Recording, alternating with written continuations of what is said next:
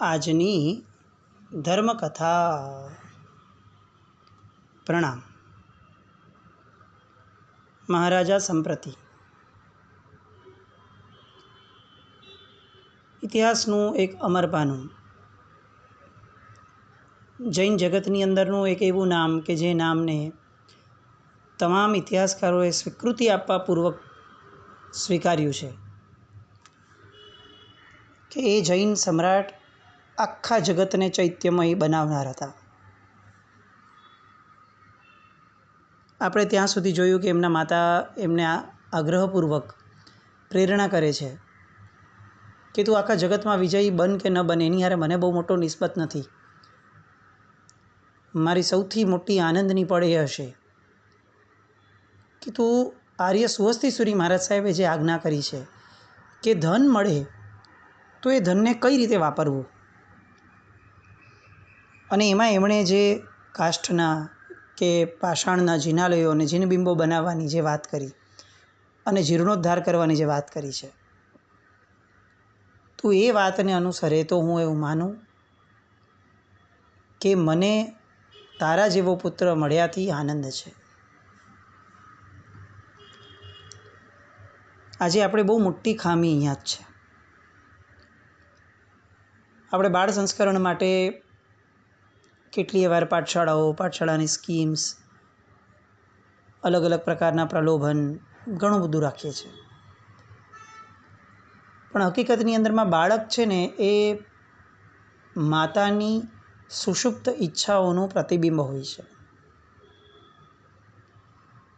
ગર્ભાધાન સમયે અથવા ગર્ભ પહેલાં, એસ્પેશિયલી જો એ બાળકી હોય, દીકરી હોય, તો માતાની અધૂરી ઈચ્છાઓ જે મનમાં રહી ગઈ હોય એ હંમેશા એ બાળકીના, એ દીકરીના જીવનની અંદરમાં, એના સ્વભાવની અંદરમાં રિફ્લેક્ટ થાય. એ બાળક હશે, દીકરો હશે, તો માતાનો સ્વભાવ લઈને આવશે. એ ઋતબો પપ્પાનો લઈને આવશે, પણ સ્વભાવ માતાનો લઈને આવશે. મૂળમાં સંસ્કરણ અને ઘડતરની બાબતમાં માતા જ્યાં સુધી સમજણના ઘરમાં નહીં આવે ત્યાં સુધી બાળકની પાછળ કરેલા અથાગ પ્રયત્નોમાં પણ જોઈએ એવી સફળતા નહીં મળે. ઇતિહાસ ચકાસી જોઈએ તો લગભગ એક પણ એવો વ્યક્તિ કદાચ ન મળે, અથવા મહદઅંશે એવા વ્યક્તિઓ મળે કે જેમની માતા એ સંસ્કારી હતા અને એના કારણે દીકરો અનાયાસે પણ સંસ્કારી અથવા ઘડતરવાન બન્યો. ખરેખર પાઠશાળાઓ શરૂ કરવાની જરૂર માતાઓ માટે છે, અને એ પાઠશાળાઓમાં ફક્ત સૂત્ર એ એપ્લિકેબલ જ નથી. આજે દોષોના રાફડા ફાટ્યા છે. આજે નબળી વસ્તુઓ, નબળી વૃત્તિઓ એટલી બધી ઘર કરી ગઈ છે કે ફક્ત સૂત્ર ભણાવવાથી આમાંની કઈ વસ્તુ ઉપર ઘા પડશે એ બહુ મોટો પ્રશ્ન છે, અને આપણું વિઝન એનાથી ઉપર ઉઠતું જ નથી. સૂત્ર ભણે એનો આનંદ છે, પણ ફક્ત સૂત્ર ભણ્યા પછી એની વૃત્તિ જ નથી બદલાવતું એ વ્યક્તિ, તો ક્યાંક ને ક્યાંક આપણે એ અધુરાશને પોતે સમજવી જ પડશે. આપણા પાઠ્યક્રમોની અંદરમાં જ્યાં સુધી સમજણના ઘરમાં આવાય એવી વૃત્તિનું ઘડતર ન થાય, એવા પાઠો ન ભણાવાય, ત્યાં સુધી પુસ્તકીય જ્ઞાન, પોથીના જ્ઞાન અથવા બહુ તો સૂત્રના જ્ઞાન, આ બધાથી જીવનમાં પરિવર્તન લાવવું બહુ મુશ્કેલ છે. અત્યારે એટલા બધા ગુરુ ભગવંતો અથાગ મહેનતો કરી પ્રવચનના યોગના માધ્યમે કેટલી બધી શિબિરો, કેટલા બધા પ્રવચનો, કેટલી બધી પ્રેરણાઓ મૂકે છે, અને તો પણ આપણે રિઝલ્ટ જોવા જઈએ તો કદાચ આપણને એવું લાગે કે બહુ જ શરમાવા જેવું રિઝલ્ટ છે. જો કે આપણને તો એનું પણ ગૌરવ હોય. આપણે તો આમ પાછું છડે ચોક એવી રીતે પણ બોલતા હોઈએ કે એક વ્યક્તિ પણ પામશે ને તો પણ ઘણું છે. આ કઈ કક્ષાની વાતો છે? એક જ વ્યક્તિને પમાડવાની હોય તો એની માટે ગુરુ ભગવંતો પાસે કે વક્તાઓ પાસે આટલો બધો પરિશ્રમ કેમ કરાવવાનો? એના કરતાં એ પોતે અંતર્મુખ થઈને પોતાની સાધના કેમ ન કરે? ઘણી વાતો એટલી બધી આપણે ત્યાં એવી ઘર કરી ગઈ છે કે જેનું કોઈ ફ્યુચર જ નથી દેખાતું, જેનું કોઈ બેકગ્રાઉન્ડ પણ નથી દેખાતું, જેનું કોઈ લોજિક પણ નથી મળતું, પણ ચાલે છે. શરત બાળા, સમ્રાટ સંપ્રતિના માતા, એમના વિશે જ્યારે જ્યારે આ વાતો નીકળે ત્યારે કારણ કે આપણે એની પૂર્વ ભૂમિકા પણ લીધી હતી એટલે જ કે કુણાલ જ્યારે અંધ થાય છે ત્યારે કઈ રીતે સાદગીથી પોતાનું જીવન કરી લે છે. તરત જ મારા પતિ જો જોવાવાળા નથી તો હવે મારે આ શણગારો શું કામના. આ કેટલું મોટું સતીત્વ એ એમણે ઊભું કર્યું. બાળકો એમને એમ ઘડતરવાન કે ચરિત્રવાન નથી થતા. માતા પિતાએ ભોગ મૂકવો જ પડે, પોતાની ભોગની ઈચ્છાનો ભોગ આપવો જ પડે. ઘણીવાર એવું થાય કે માતા પિતા બનવાના પણ ક્લાસીસ શરૂ કરવા પડે ને એવી સ્થિતિમાં આપણે આવી ગયા. એટલા શુષ્ક જીવન આપણા થયા કે હવે મા બાપ પણ દીકરાઓ માટે પોતાની કેટલીક વૃત્તિઓ, પોતાના કેટલાક શોખો, પોતાના કેટલાક સ્વભાવો એનું બલિદાન આપવા માટે તૈયાર જ નથી હોતા. કઈ દિશામાં આપણે જઈએ છીએ, કઈ રીતે જૈન ધર્મ આગળ વધશે એ તો બહુ આગળની વાત. કઈ રીતે આપણા બાપદાદાના સંસ્કરણવાળું, આપણા બાપદાદાના ઘડતરવાળું જીવન એ આપણે આગળ વધારશું. કઈ રીતે આપણું કુળ આગળ વધશે. આવનારું બાળક અત્યારની જનરેશન ન કુળદેવીને માને છે, ન પરમાત્મા પાસે જવાનું કોઈ એને કારણ લાગે છે. અવ્યક્ત નાસ્તિકતા, આ બધી વેદનાઓ, આવા ઇતિહાસો જ્યારે જ્યારે સાંભળવા મળે ને ત્યારે એવી વેદનાઓ સહજપણે આવી જાય કે આપણે શું હતા ને શું થઈ ગયા આજે. અને તેમ છતાં પણ આપણને ક્યાંય એનો વસવસો કે એમાંથી દડો લઈને આગળ સુધરવાની વાત બહુ મુશ્કેલ છે. સંપ્રતિ હવે એ માતા પાસેથી તો બધા સંસ્કરણ અને આ બધી ધારા પામે છે. એ માતાને કમિટમેન્ટ આપે છે કે હું ચોક્કસપણે એ બાબતમાં હું આગળ વધીશ જ.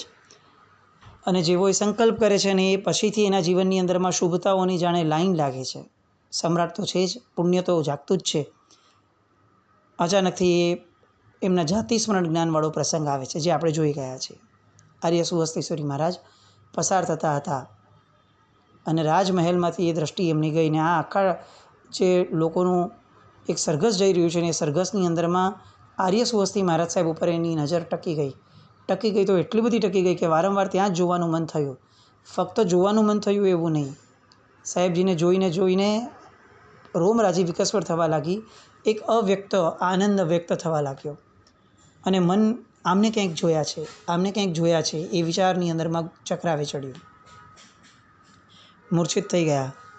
મૂર્છિત થઈને બધા ભેગા થયા એટલે તરત જ કીધું કે મને ત્યાં લઈ જાઓ. અને વરઘોડો જે છે, રથયાત્રા જે છે એ ત્યાં અટકાવવામાં આવે છે. સમ્રાટ પધારે છે. આવું જ્યારે મહાજનોને ખબર પડી ત્યારે મહાજનોનો આનંદ ચરમસીમાએ હતો. કારણ કે આવો પહેલો પ્રસંગ હતો.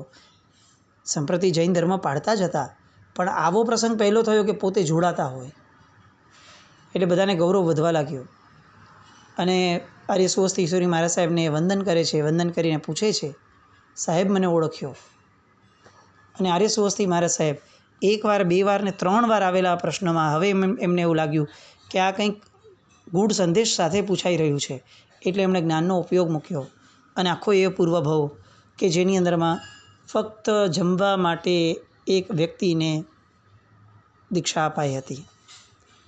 અને આર્ય સુહસ્તી મહારાજ સાહેબ તરત એને કહે છે કે કેમ ન ઓળખ્યો, પણ તમારું ચરિત્ર અત્યારે અહીંયા આમ રસ્તામાં લેવા જેવું નથી યોગ્ય લાગતું. ચાલો ઉપાશ્રયે જઈએ, સ્થાનકે જઈએ અને ત્યાં વાતો કરીએ. એટલે ત્યાં ઉપાશ્રયમાં આવે છે. આવી અને ત્યાં પ્રવચન શરૂ કરે છે. અને પ્રવચન શરૂ થાય એ પૂર્વે સૌથી પહેલાં માંગલિક પછીથી સમ્રાટ સંપ્રતિ પ્રશ્ન પૂછે છે, એક સામાયિકનું ફળ શું? અને ત્યારે ગુરુ ભગવંત આખી વાત કરે છે કે એક ચારિત્ર ધર્મની શું કિંમત હોય છે. અને ચારિત્ર ધર્મની કિંમત સમજાવતા છેવટે એમ કહે છે કે આવું જ એક ચારિત્ર એ તમે પણ ગ્રહણ કર્યું હતું અને એના કારણે આજે તમે અહીંયા કુણાલના ઘરે પ્રગટ થયા છો. આ આખી વાત અવ્યક્ત સામાયિકનું ફળ શું? અને ગુરુ ભગવાન જવાબ આપે છે કે રાજ્ય આદિ સંપત્તિઓ પણ પ્રાપ્ત થઈ શકે. આ આખી વાત બધી જ આમ લોકો સાંભળીને હબક ખાઈ જાય છે કે આ શું ચાલી રહ્યું છે. અને આર્ય સ્વસ્તી મહારાજ સાહેબને પગે લાગે છે, એમની પાસે એ આશીર્વાદ લે છે અને કહે છે કે આપ જ મારા ધર્મપિતા છો, આપ જ મારા નાથ છો, આપ જ મારી માતા છો ને આપ જ મારા તારક છો. આપે કહેલ સામાયિક કરવા પ્રત્યે હું ઘણો આકર્ષાઉં છું, છતાં પણ હું અસમર્થ બન્યો છું. મને મારા લાયક અન્ય કોઈ ધર્મ કાર્ય ફરમાવો. રોજ સંપ્રતિ આવતા અને આવી રીતે કેટલાક દિવસો સળંગ આવ્યા પછીથી જ્યારે ગુરુ ભગવંત એમને સામાયિકનું વિશેષપણે એ પ્રતિપાદન કરતા હોય છે, પ્રતિબોધ કરતા હોય છે, પણ સામાયિક કરવા માટેનો સમય સંપ્રતિ કાઢી નથી શકતા. એટલે આવી એક માંગણી કરે છે. ગુરુ ભગવંત એને શ્રાવક ધર્મ સમજાવે છે, બધા વ્રતો સમજાવે છે અને એ સમયે સમ્રાટ, આખા ભારત વર્ષનો સમ્રાટ એ વ્રતધારી શ્રાવક બને છે. કેટલી ગૌરવ ગાથા! આપણે ખરેખર આપણને એવું થાય કે છાપરા પર ચડીને આપણે ગાવું જોઈએ, આ જોર જોરથી બોલવું જોઈએ કે અમે એમના વંશજો છીએ કે જેણે આખા ભારત વર્ષ ઉપર રાજ કર્યું છે. અને સમ્રાટ સંપ્રતિ શ્રાવકને યોગ્ય એવા તમામ વ્રતોને લઈ અને પોતાનું જીવન ધર્મમય ગાળી રહ્યા છે. મહાત્માની પાસે રોજ જઈ અને સમાગમ, એમના સત્સંગ વગેરેની અંદરમાં પોતાનો સમય પસાર કરી રહ્યા છે. મહાજન આગળ જાય અને ત્યાં જઈને પણ એમને હાથ જોડીને વિનંતી કરે કે મારા યોગ્ય શાસનની કોઈક સેવાનું કાર્ય હોય તો ખાસ મને જણાવજો. રાજ્યમાતા એમને એકવાર એવી ઈચ્છા થઈ કે જો મહારાજા સંપ્રતિ એ કોઈ તીર્થયાત્રાએ નીકળે તો એના દ્વારા ગામના પ્રાચીન જીર્ણ તીર્થો જે છે એનો પણ ઉદ્ધાર થાય અને એ સંપ્રતિની નજરમાં ખ્યાલમાં એને આવે કે આટલા બધા જીર્ણ મંદિરો છે તો એની માટે એક આલંબન બની રહેશે. સંપત્તિ તો છે જ ઈશ્વરની કૃપાથી, હવે એ સદમાર્ગ તરફ વપરાય એ માટે એક શાસન પ્રભાવક એવી તીર્થયાત્રા નીકળે એવી ઈચ્છા માતા એ પોતાના પુત્રની સામે વ્યક્ત કરે છે. સંસ્કારી એવા સંપ્રતિએ તરત જ એને અનુમોદન આપ્યું અને પોતાની માતા સાથે પોતે ઉપાશ્રયમાં આવ્યા. રાજ્ય કુટુંબ આખાની ઈચ્છા એ સુરેશ્વરજી સમક્ષ રજૂ કરી અને સાહેબે સંપ્રતિએ અવંતીમાં રહેલા ચતુર્વિધ સંઘના સમુદાય સાથે સૌરાષ્ટ્રના તીર્થોના દેશાટન એટલે યાત્રા માટે, તીર્થાટન માટે નીકળવા માટેની અને એની માટે આચાર્ય ભગવંતને પધારવા, નિશ્ચલાદાતા તરીકે પધારવા માટેની વિનંતી કરી. ગુરુદેવ અવંતીના પાઈ તખ્ત ઉજ્જૈનીથી માંડીને સૌરાષ્ટ્રના તીર્થો સુધી તીર્થયાત્રા વિહારનો માર્ગ ખુલ્લો અને નિર્ભય થયેલો છે. અત્યારે તીર્થયાત્રા માટે સાનુકૂળતા ભર્યા સંયોગો છે, તો ગુરુ ભગવંત આપ આજ્ઞા આપો અને ચતુર્વિધ સંઘ સહિત આપણે પધારીએ. આચાર્યશ્રીએ એ ભાવનાને અનુમોદન આપ્યું અને એટલે મહારાજા સંપ્રતિએ હવે અવંતીના સંઘને આખી આ તીર્થયાત્રાની વ્યવસ્થાનું કામ સોંપ્યું.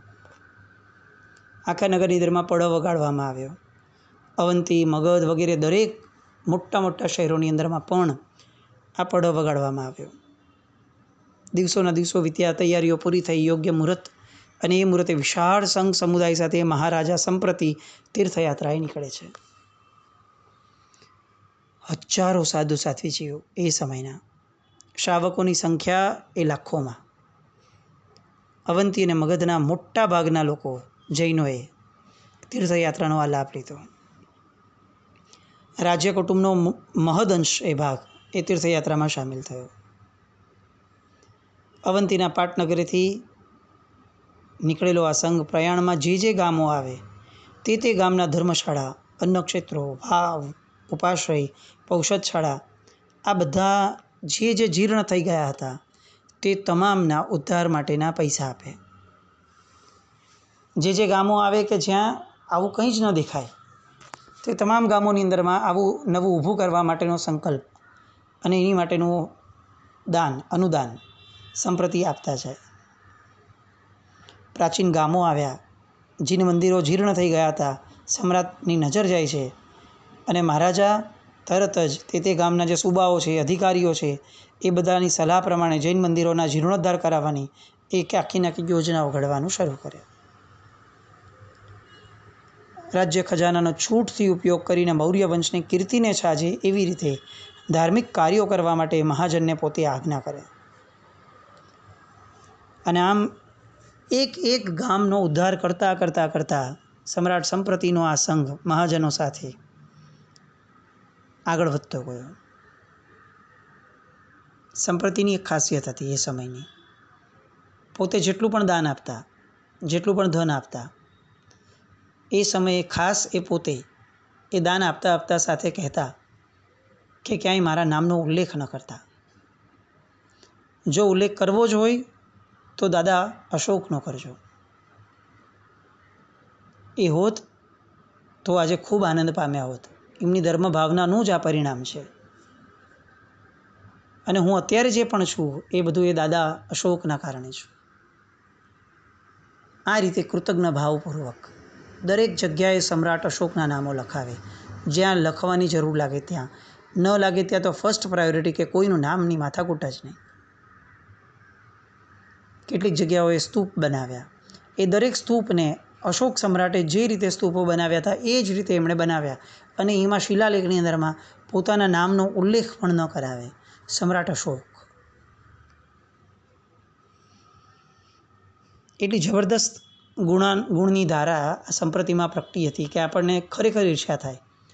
હજી કેટલાક વર્ષો પહેલાં છેક વિદેશો સુધી, ગ્રીસ જેવા દેશો સુધી પહોંચી અને ત્યાં વિજયધ્વજ લહેરાવનાર, બાહ્ય શત્રુઓને જીતનાર, હવે અભ્યંતર શત્રુઓની સામે લડી રહ્યા છે. ત્યારે કેવી મસ્તીથી લડે છે, કેવો આનંદ, કેવી ઉદારતા, કેટલી માનસિક પોતાની એક સમૃદ્ધિ હતી. સમ્રાટ છે પોતે, વગર કીધે પણ એનું નામ બધે લખાય, પણ ટાંકીને કહેતા વિશેષપણે કે જુઓ મારું નામ ના આવવું જોઈએ. ધન ખર્ચવાની આ એક જે કળા છે એ કળા ખરેખર હસ્તગત કરવા જેવી છે. સમ્રાટ ત્યાંથી આગળ વધતા ગયા. અવંતીથી નીકળીને પછી ગિરનારના પ્રાચીન જીનતીર્થના દર્શન માટે આવ્યા. આટલો ભવ્ય તીર્થયાત્રાનો આ પ્રસંગ અને આટલું ભવ્ય તીર્થ, આ બંને ભવ્યતાના મિલનની ક્ષણો આવે અને સમ્રાટ સંપ્રતિને અહીં જિનાલય બનાવવાનું મન ન થાય એવું કઈ રીતે બને? એટલે પોતાની આ યાદગીરી રૂપે એમણે જૂનાગઢમાં 2 જિનાલય અને ગિરનારમાં ઉપર ગઢ ઉપર 1 જિનાલય, એવી રીતે 3 ભવ્ય જિનાલયો બંધાવડાવ્યા. આજે પણ આપણે ગિરનાર જઈએ તો વસ્તુપાળ તેજપાળની ટૂંકની નજદીકની અંદરમાં જ અતિશય અદ્ભુત કહી શકાય એવી કારીગરીયુક્ત એવું એ સમ્રાટ સંપ્રતિનું મંદિર. આ ક્ષણે ખરેખર એક વસ્તુ જે અનુભવી છે, જે જોઈ છે ને જે પીડા એ સમયે અનુભવેલી, એ શેર કરવાનું મન થાય. વાત છે 2004-05ની, જ્યારે હજી હેમવલ્લભસુરી મહારાજ સાહેબના પગલાં ગિરનારની અંદરમાં બહુ દ્રઢપણે થયા ન હતા. હજી ગિરનારનો અભ્યુદય શરૂ નહોતો થયો. અને એ સમયે કોઈ વ્યક્તિ આવે અને પૂછે, ઉપર ચડ્યા ગઢ ઉપર, હજી ઉપર એમણે દત્તાત્રેય જવાનું છે, અજૈન છે, એટલે કોઈ પૂછે કે મારે અહીંયા ટોયલેટ જવું છે, લેટ્રિન જવું છે, તો ક્યાં જાવ? અને એવા સમયે આપણી પોતાની સિક્યોરિટી પણ, એટલે આપણા જિનાલયોમાં જે સિક્યોરિટીવાળા બેસતા અને આવતા જતા લોકો રહેતા, અથવા જે લીંબુ પાણીના સ્ટોલ વગેરેવાળા વ્યક્તિઓ હોય, એ લોકો એક આંગળી ચીંધે કે જો ત્યાં જઈ આવો. કેટલીક આગળની જગ્યા ખુલ્લી હોય અને પાછળ વસ્તી વગરની જગ્યા, એટલે બહેનો પણ જઈ શકે પોતાની રીતે. એ રીતે લોકો સમજાવતા. અને ક્યારે પણ જોઈએ તો એ આખો ગંદવાડથી ભરેલો, મળથી ભરેલો એનો એ જગ્યાનો પ્રાંગણનો ભાગ રહેતો. એ જિનાલય એટલે સમ્રાટ સંપ્રતિએ બનાવેલું જિનાલય. જેટલા લોકો 2004-05 પહેલાં ગયા છે એ આ વસ્તુના સાક્ષી હશે. આપણે કઈ પરિસ્થિતિમાં લાવીને મૂકી દીધું એની સાબિતી પરમાત્માના શાસનને પણ અને આ ગિરનાર તીર્થને પણ. અજૈન પ્રજા જ્યાં મળમૂત્ર વિસર્જન કરવા જાય એ આવા સમ્રાટ ભારત વર્ષના એ સંપ્રતિએ બનાવેલું જિનાલય. જિનાલયની અંદરમાં જઈએ ને તો એની અદ્ભુતતા જોઈ અને ઓહો આવો શબ્દ નીકળી જાય, નીકળે જ. પણ આ બધું આપણને ખ્યાલ આવ્યું જ્યારે પૂજ્ય હિંમલ મહારાજ સાહેબ, ધર્મરક્ષિત મહારાજ સાહેબ, આ બધા ગુરુ ભગવંતોએ ત્યાં પોતાના બેસણા સ્થાપ્યા અને નિસ્વાર્થ ભાવે એક આખો ને આખો યજ્ઞ માંડ્યો, સેવા યજ્ઞ. અને યજ્ઞના પ્રતાપે આજે જે પરિસ્થિતિ ગિરનારમાં આપણે જોઈએ છે એ પરિસ્થિતિને યુક્ત ગિરનાર આજે થયું. પણ મૂળમાં સંપ્રતિના જિનાલયની પરિસ્થિતિ શું હતી એ બહુ જ દર્દનાક હતો. આવી રીતે ઉપર એક જિનાલય અને નીચે 2 જિનાલય, એમ 3 જિનાલયો એમણે બંધાવડાવ્યા.